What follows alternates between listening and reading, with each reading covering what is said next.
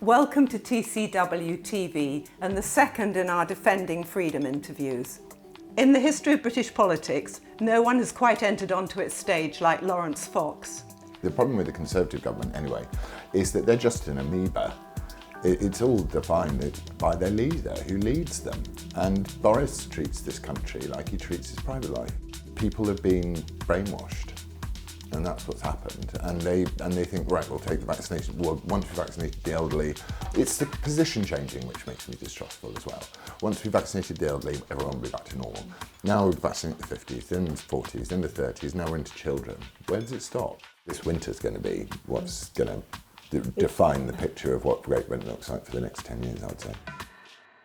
From stealing the spotlight on the BBC's Question Time show to setting up a brand new political party to reclaim British values was but a matter of months. Capturing public attention with his war on woke and war against cancel culture in the London mayoral elections was just a few more.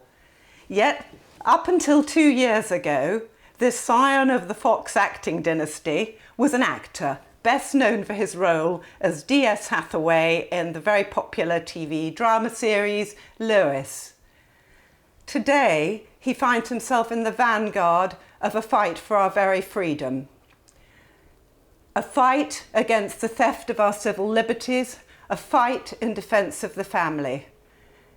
Actor turning politician is not without precedent, I know, but having to face such a challenge so quickly is.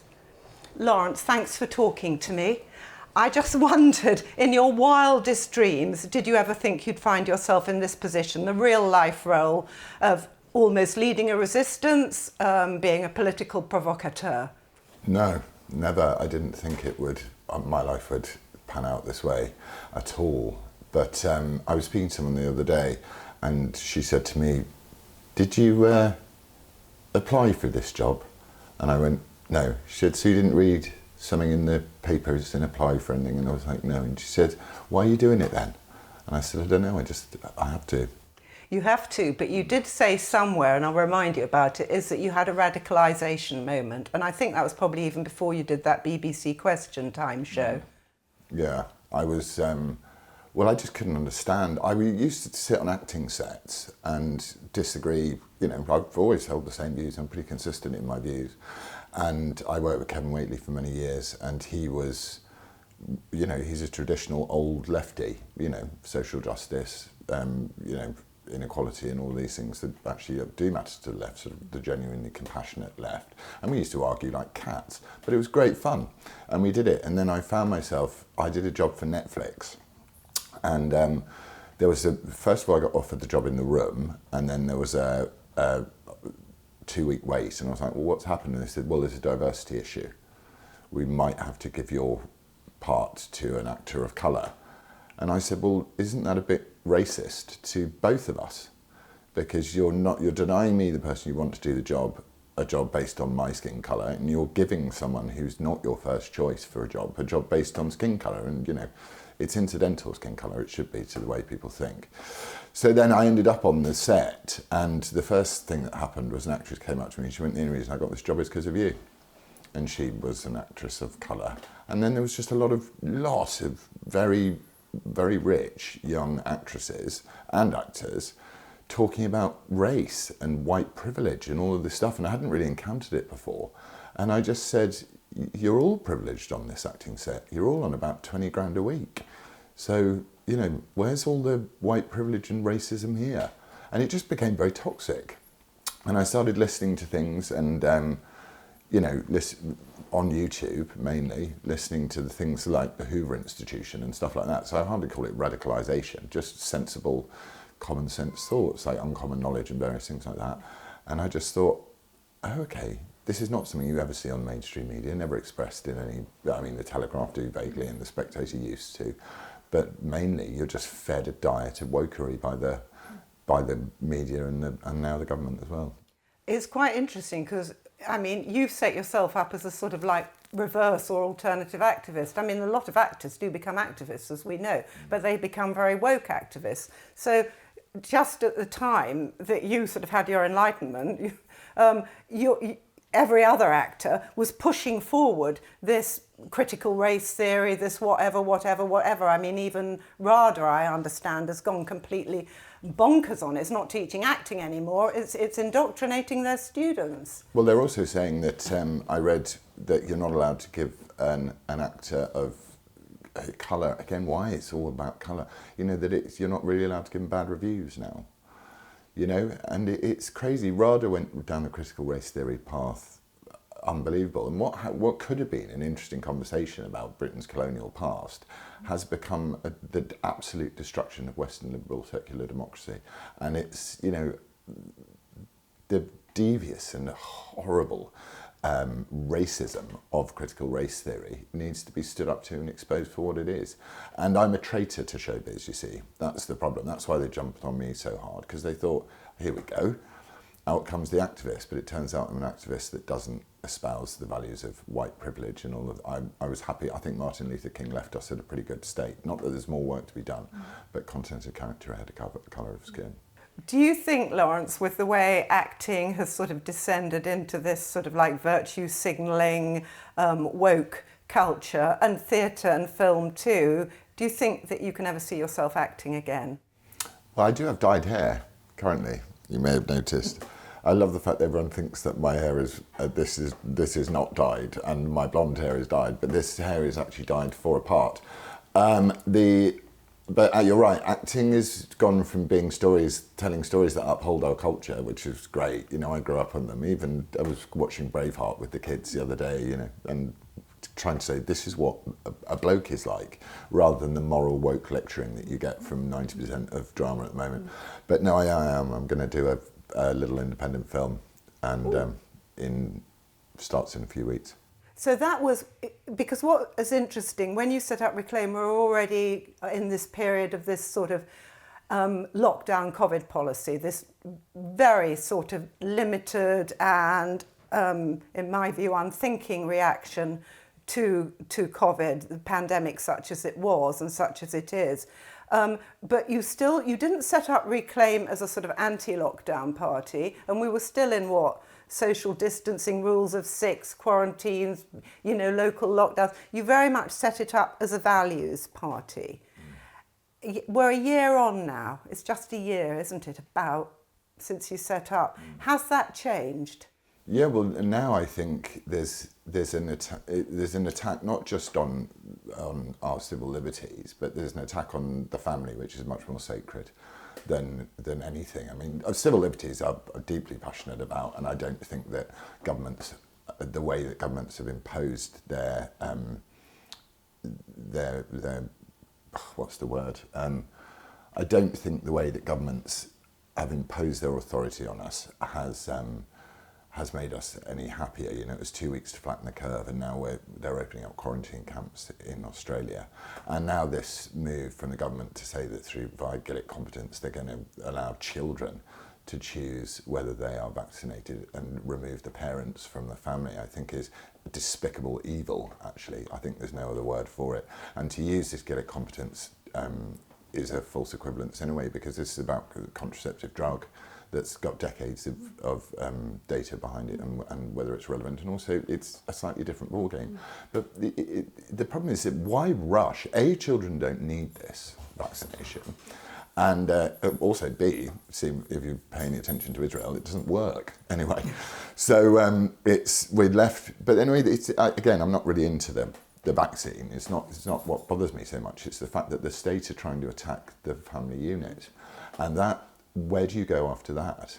We're not heading in a direction that fills me with anything other than absolute dread. Did you think that you'd ever get a situation where basically the country would be held to ransom over whether children went to school, whether you could go back to work, whether you could travel? We're all still being held to ransom on this. It's dreadful, isn't it? And it's not, but I can't see any logic behind it. And certainly the problem with the Conservative government anyway is that they're just an amoeba. It's all defined by their leader who leads them. And Boris treats this country like he treats his private life. And he's being, you know, greenified by Carrie. But where are the principles of Conservative principles? You know, you have a set of principles and you adhere to them. And you then make your pledges to people based on those principles. They don't have any principles, these people. Yeah, what's extraordinary is they're still getting quite a lot of popular support. And it's almost as though when I go around, I seem to have two lives. One life with people like you, where we've got a common understanding about this, and another set of friends, or perhaps past friends now, who seem to be lulled into a false sense of security, that if everyone getting the jab is the escape from this spurious war on this pandemic on COVID, and you've got, and they cannot see either that there's anything wrong, or they think, well, this is inevitable, this is the road we're going down. And so a Conservative government keeps on getting support. Well, the Conservatives were the biggest advertiser in the media last year, weren't they? The media just parrot whatever the government want them to say. There's no question, there's no debate, which is originally why I wanted to do Reclaim anyway, which was like the freedom to disagree, which is sacred. That when we don't have a First Amendment in this country or anywhere in Europe, more's the pity. But yeah, people have been brainwashed, and that's what's happened. And they think, right, we'll take the vaccination. Well, once we've vaccinated the elderly, it's the position changing which makes me distrustful as well. Once we've vaccinated the elderly, everyone will be back to normal. Now we vaccinate the 50s, then the 40s, then the 30s. Now we're into children. Where does it stop? Well, it's stopping almost with 0 to 5-year-olds. It seems that's the way it's going. Well, I don't consent, and I will not consent until there's more data. And you're a parent. Is there a point at which you could think that schools are no longer a safe place for your children under this current government? I mean, I gather some teachers are terribly conflicted. They don't know what to do, but there's a group think, there's a pressure all around them. They will be vaccinating children in schools. There's a tiny bit of resistance in Parliament, but it doesn't look like it's sufficient to stop this. Where are parents to go? What are they to do when their children's education's at stake? People close to me have taken their children out of school already, and they've said, no, not just over the vaccination of children, which is despicable, but the fact that they're entering year 3 of COVID obsession.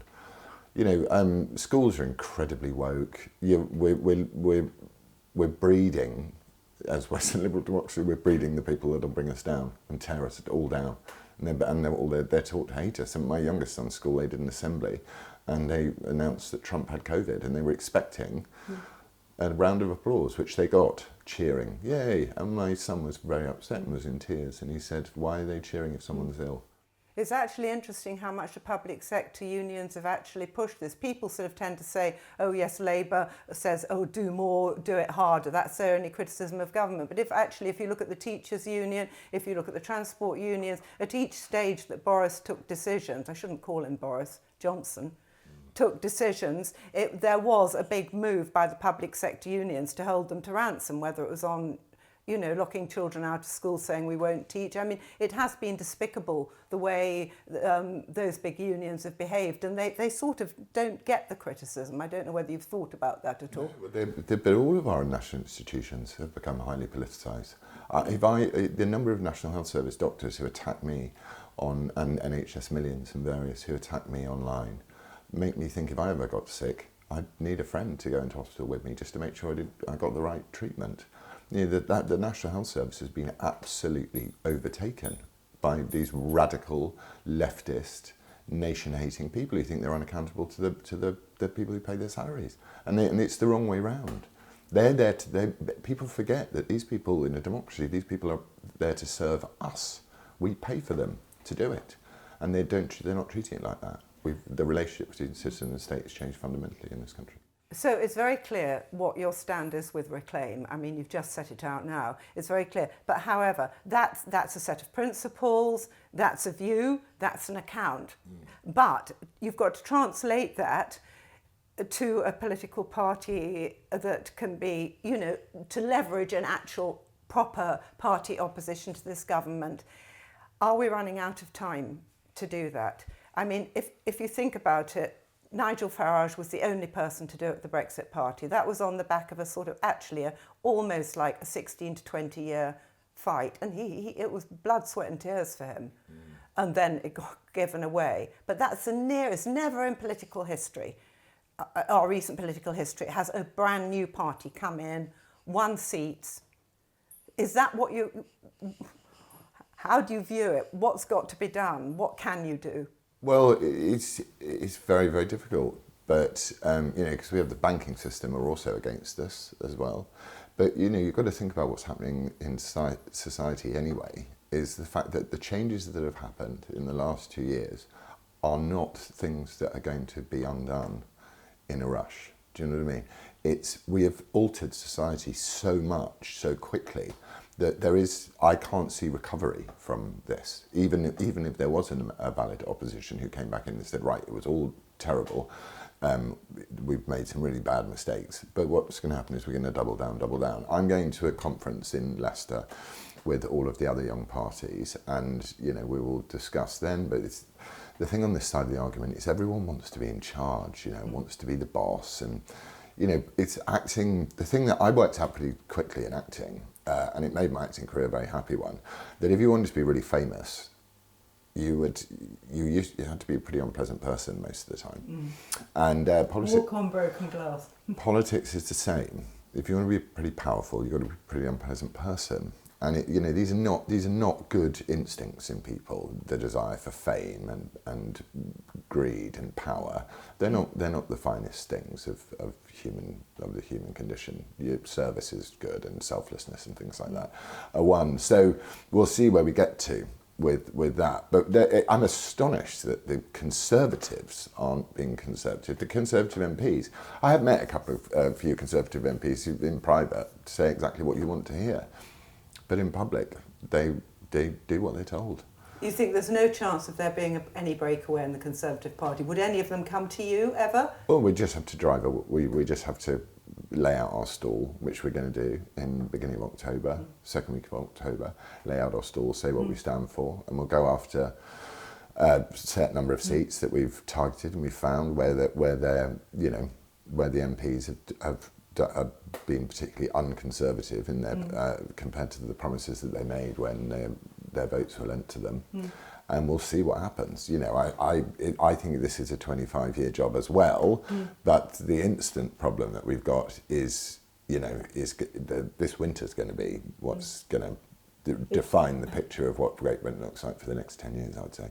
I'm sure it is. And I think that comes back to this thing about the cooperation of the parties that have defined themselves in some form of opposition, but some are much less clear than you. I mean, it's not entirely clear to me as a layman, a member of the public, how clearly totally anti-lockdown they are, how totally anti-mask they are, how totally all these terrible constraints that have made no difference, have no impact on health outcomes. So the question... Well, it does have a huge impact on health outcomes. We've got loads of... we've got 40,000 missing cancer cases, missing, and people dying at home. And so lockdowns kill people. Yeah. That's what they do. And it's not just COVID that kills people. One question I really get asked, and I get it asked all the time by people I'm working with, people who are writing for me, can't they get together? We recently, you probably read it, had a really lucid blog up from a really nice guy saying, please, I'm begging you, Richard, please, or William, whoever everyone is, I can't remember now who everybody is apart from you, Laurence, but get together. Can you make them listen? Well, I think, there's a little bit of being a koi carp in a goldfish bowl going on with some of the other parties. I've spent huge amounts of hours talking to all of them. And, we sort of sometimes make progress on that sort of thing. But it's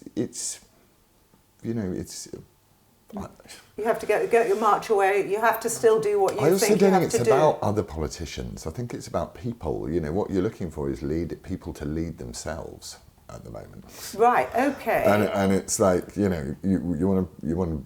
I'm certainly looking where I'm looking in the country. I'm looking to find someone who wants to lead, wants to serve their community, whether they're elected or not.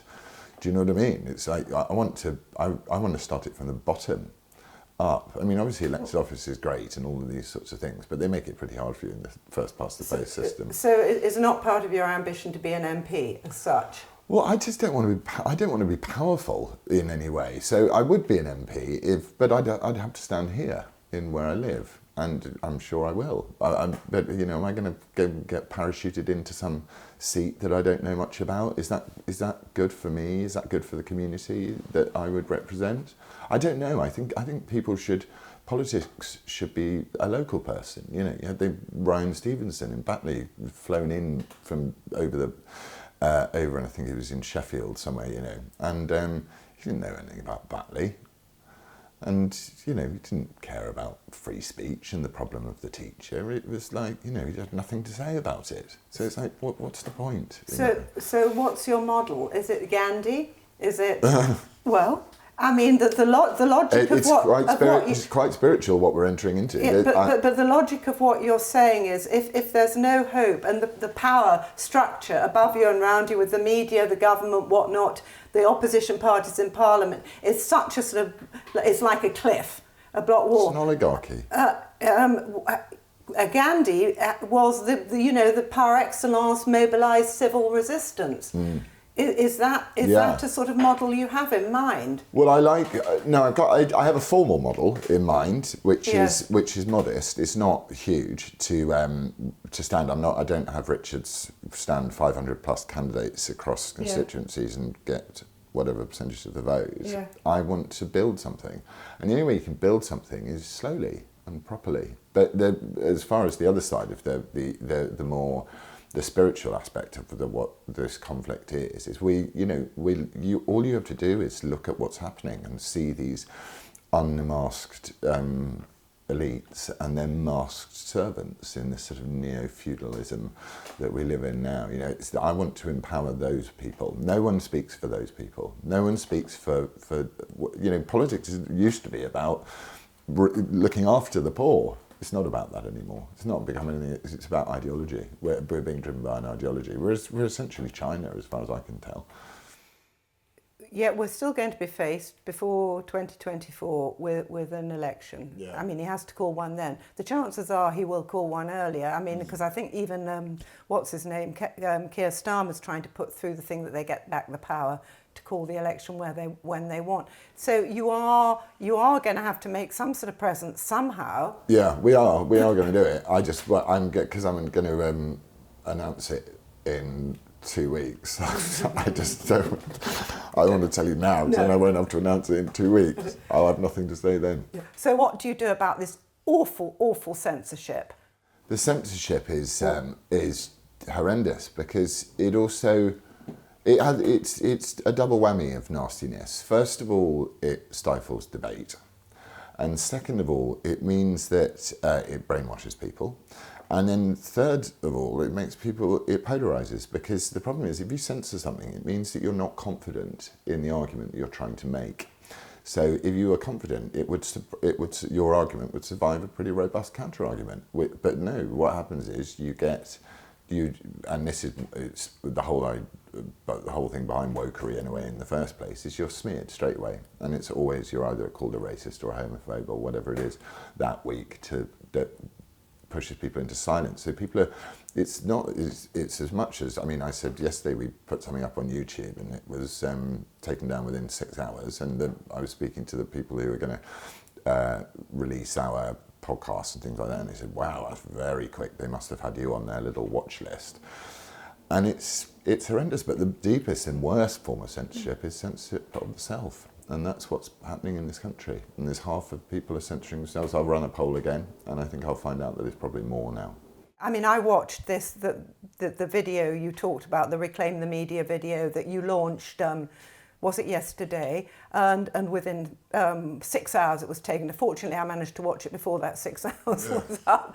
But what on earth could they have found in it that was unacceptable to take down? No, exactly. Well, this is it. They're community guidelines, which essentially are replacing the law in countries nowadays, because these are places where people express themselves. This is a public platform, in my view. I know it's a private company, but it is a public platform.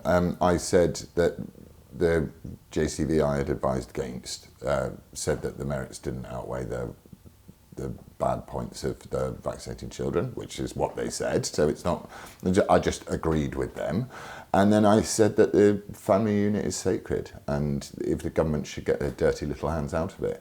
And if that's spreading medical misinformation by repeating facts, then you're being censored in every respect. So you know that you can't really get into the mainstream media. They won't treat you as news. They won't listen to what or report what you say. But it is pretty shocking then to find that the online network of communication is also being closed down on you.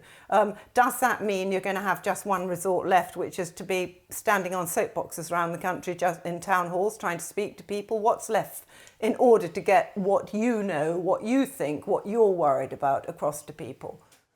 Yeah, I mean, that's what we've been doing anyway. We've been driving up and down the country solidly for the last year and meeting people and talking to them anyway. I think that's probably, I mean, we'll go back to YouTube and work out what we can and can't speak about. You know, there's some things on YouTube which are, I mean, again, it's just the horrendousness of the fact that the Taliban have a Twitter account and Donald Trump doesn't. It's the, once they've done that, they've gone, our power is, and there is no limit to our power.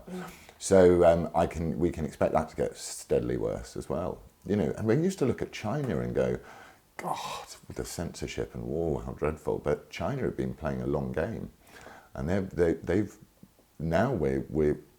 destroyed us in that way. You know, their social media censorship is they censor all the woke stuff.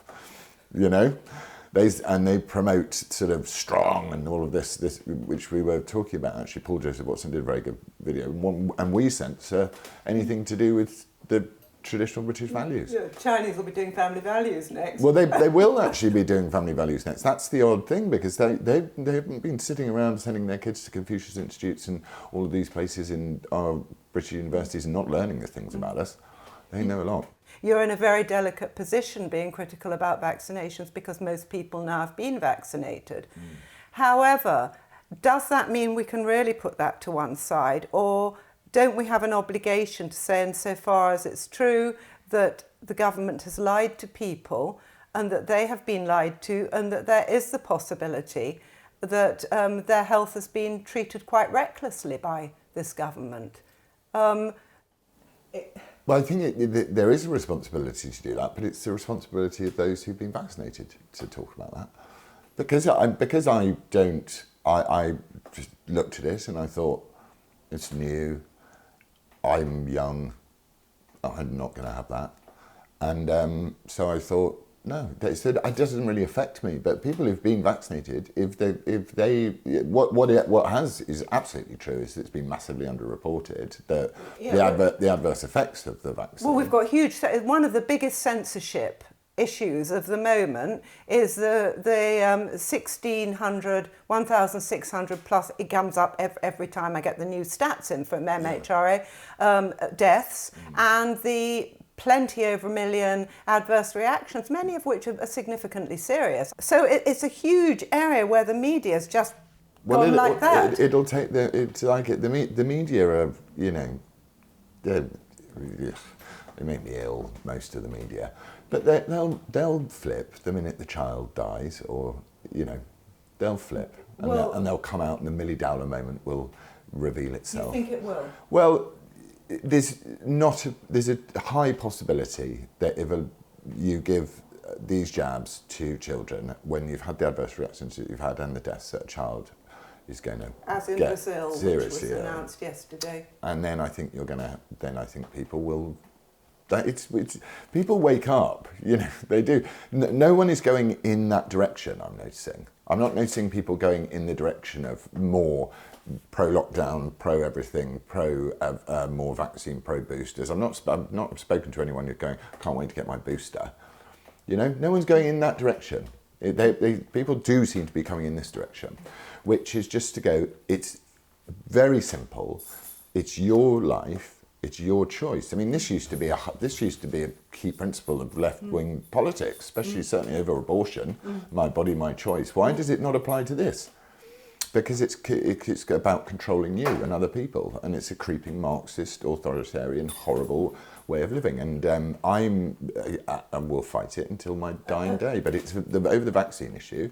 It's going to be the vaccinated that are going to be the ones that, because it's very popular. And is there an issue? Is there sort of another issue that is actually, again, it's not to do with your, beyond your personal choice whether you want to or not, and that is obviously your stance. It should be an individual free choice.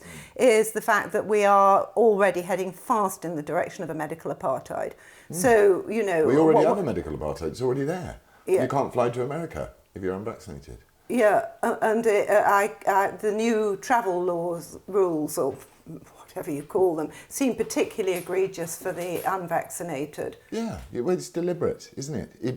It's the same thing as, it's that Goebbels thing at Nuremberg when he said, how did you get the Germans to do all of this stuff? And he said, oh, that didn't have anything to do with Nazism. If you just make people scared of something, give them something to be afraid of, and you control a lot of them. And they've scared us to death with this COVID. And it's, I knew it when they announced it. It just doesn't scare me. Because I've got a 99.7% chance of surviving it, yes. which is about the same yes. as, you cannot de-risk life. It's got nothing to do with the virus. It never has had anything to do with the virus. But very few people realise that your chances of dying once infected are less than 0.2%. Well, that's because they read horror stories, but by the government, in their paid for propaganda arm, the BBC and the propaganda arms in the written press. Will you keep up a battle against vaccine passports? Because it looks like there's been a temporary win, but I'd be very cynical. I doubt whether that's off the cards. It looks like it's definitely on. No, it's all on the cards. And, there's the reason why every single global leader is sitting there saying Build Back Better. This is going to happen whether we like it or not. We just have to learn how we're going to live with it. But I'll fight them right to the death over it, I promise you. What does your family make of your new role in life? It's interesting because it's exactly like all families. There's a big cross-section of feeling about it. So there's some support, there's some sort of, I don't care, and then there's some pretty vehement opposition. But I like it. I'm like, good, disagree with me. Just don't let it. What's so sad is what's happened now is that these polarising of debate and the refusal to have free expression and conversation means someone doesn't agree with you, they're your enemy. And that's a shame. So do you still have family Christmases? Is there going to be one great big fight at Christmas? Family Christmases have always been one great big fight after a few glasses of champagne. But I pray there is, yeah. I mean, my eldest brother Tom is very vehemently anti what I talk about, and he has his own website where he puts up his thoughts about what an evil, terrible human being I am. But do you have anyone in the family saying, come on, Laurence, you're doing well, go for it. I do. Good. Yeah, I do. I've got two really, really supportive members, and the most important one as well, which is my dad, who I love, who is a wise and wonderful man. That's wonderful. Thank you very much. Thank you.